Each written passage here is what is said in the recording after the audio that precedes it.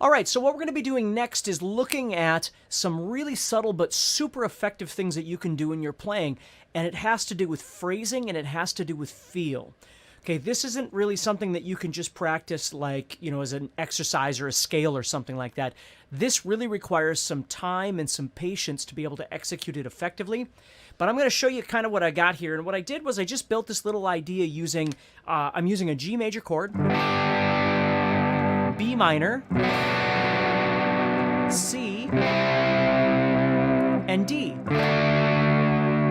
Okay, so when this starts, what I'm doing is I'm going up into the 7th and 10th positions here, to 7th and 10th fret, I should say, and I'm just playing the G major scale for the most part. Now, I'm going to be adding some subtle elements around it, which I normally do, but for the most part, I'm playing in G major or E minor, depending on how you want to look at this, sitting in this position. But I'm not really thinking of it as playing like that kind of movement. What I'm really trying to do is respond to the chords as they're happening using a particular technique, which is what I want to talk to you about today, okay? So what we're going to be doing here is I'm going to be taking this position, and when the G chord is being played, I'm visualizing the G chord sitting right here at the 7, 8, and 7. Okay, so I'm using the D shape all the way up here, which is making a G chord. So when that G chord is being played, what I'm doing is I'm bending up, which is becoming the 7 right here, which is part of that chord. See that? It's becoming the note B, which, if you know your theory, that's the 3rd of the G chord. And if you don't worry about it, but that's what's happening. Okay? Now, the good stuff is next. We go to the B minor chord, and what I'm going to do here is I'm going to try and target the 7th of the chord to create a B minor 7. So I'm going to the 10th fret, which is where I was. I'm just bringing the bend back down.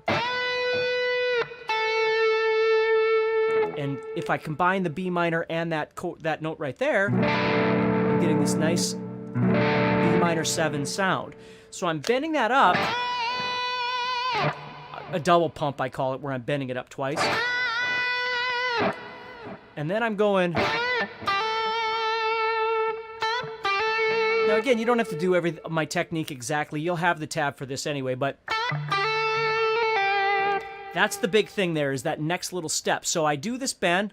I wind up hitting that 7th sound, that dominant 7. But here's the thing. Instead of just staying there, which I could do, what I'm actually going to do is I'm going to kind of, ride off into the sunset, so to speak. After I play that note that I want, I'm going to do this little subtle slide and a pull-off, and then I'm done. It just sort of fades away.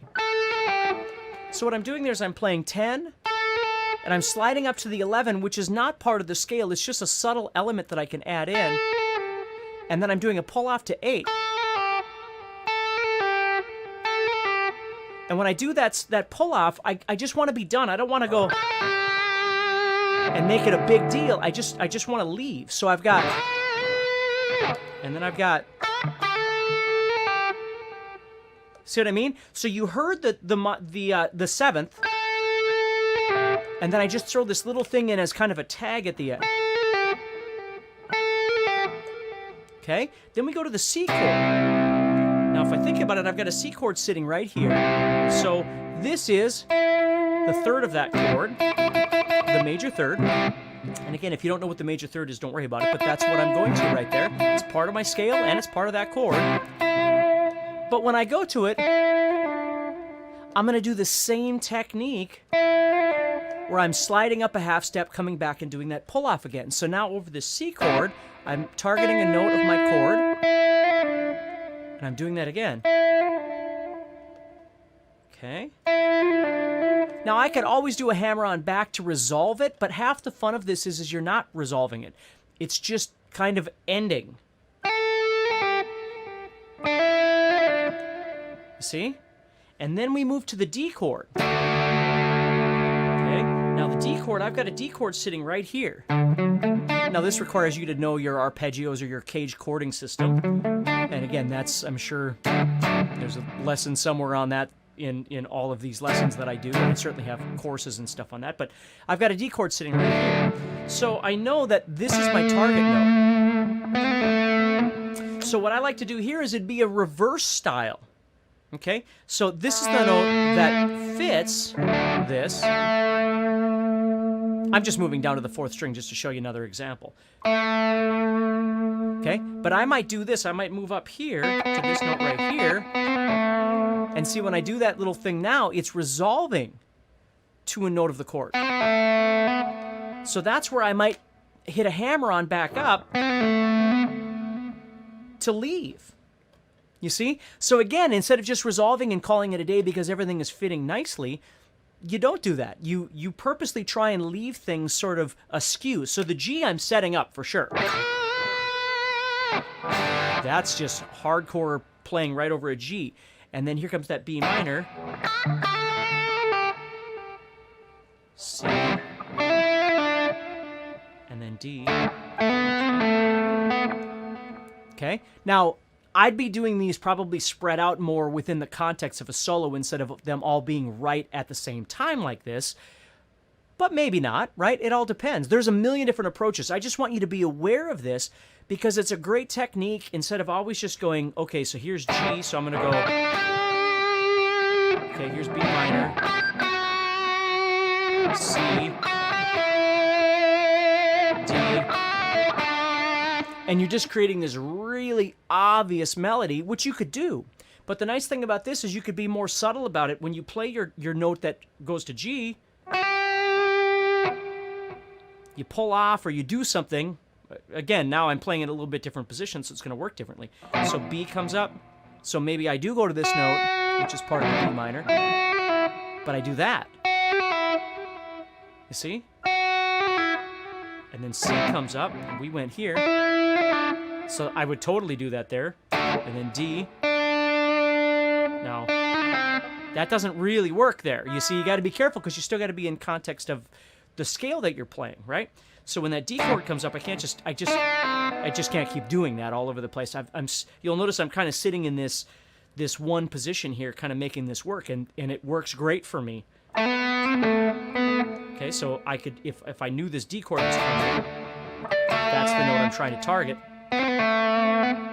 I'd leave again. Or maybe I'd do it up here. Here's my D. See?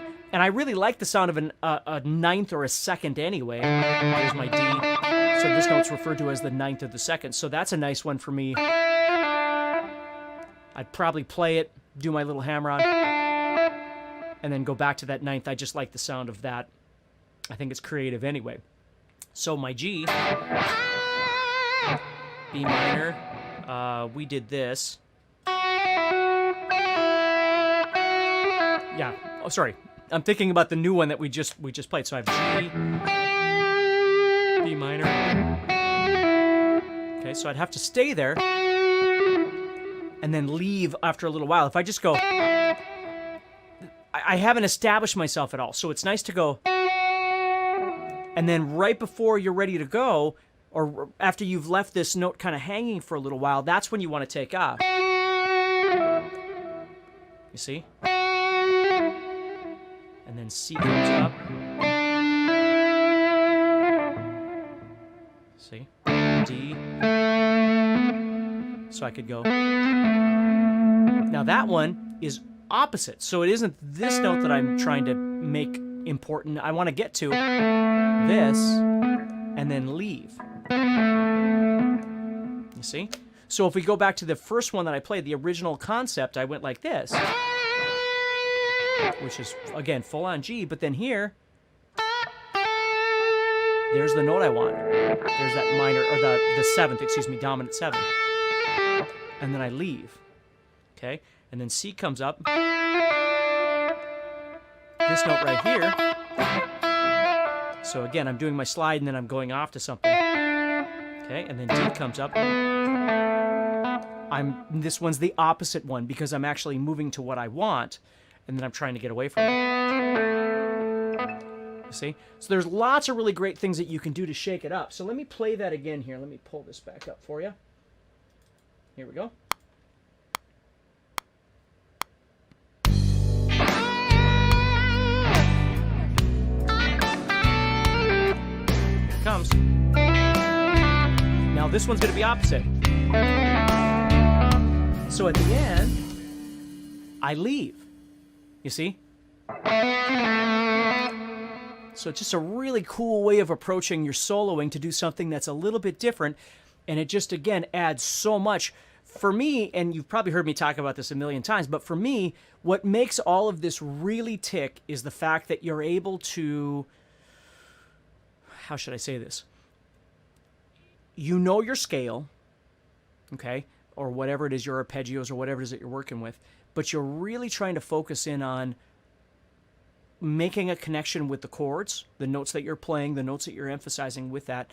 And this is just a step further from that, which is trying to learn to make things sound a little more musical and guitaristic, not just right, but sounds engaging and, you know, human and organic and all these kinds of things. That's what you start trying to get used to on the next level. So I think this is going to be a really good one for you to practice. Just give it a try, see what you think of it, and let me know your thoughts. Practice hard, stay positive, and keep going, okay?